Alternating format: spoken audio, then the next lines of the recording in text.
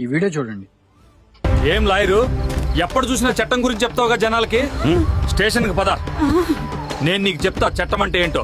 Arrest చేయాలంటే కారణం చెప్పాలి, వారెంట్ చూపించాలి. ముందు స్టేషన్కి పదరా, అన్నీ చూపిస్తాం గాని.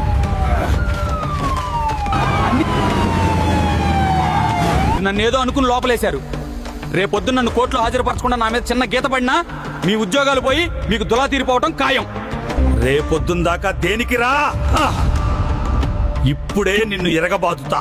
మనం వెంటనే కోర్టులో హాబియాస్ కార్పస్ పిటిషన్, ఇంకా సిఆర్పిసి సెక్షన్ 97, 98 ప్రకారం పిటిషన్ వేస్తాం. అప్పుడు కోర్టు వెంటనే పోలీసులకు ఆదేశాలు ఇస్తుంది, వెంటనే మా వాడు ఎక్కడున్నా తీసుకొని రా అని.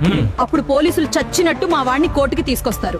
పోలీస్ చేతిలో పవర్ ఉంది కదా అని వారెంట్ లేకుండా, ఎటువంటి సమాచారం లేకుండా, కనీసం ఒక పిటిషన్ లేకుండా ఒక వ్యక్తిని తాకే హక్కు మీకు లేదు. పోలీసులు ఏమి పైనుండి దిగిరాలేదు, చట్టాన్ని మించిన వాళ్ళు కాదు. అతనిపై కంప్లైంట్ చేస్తే చట్టం చెప్పిన ప్రక్రియలోనే వ్యవహరించాలి. ఈ పోలీస్ అధికారిని తక్షణమే సస్పెండ్ చేసి కఠిన విచారణ జరిపి డిసిప్లినరీ యాక్షన్ తీసుకోవాల్సిందిగా ఈ కోర్టు ఆదేశాలు జారీ చేసింది.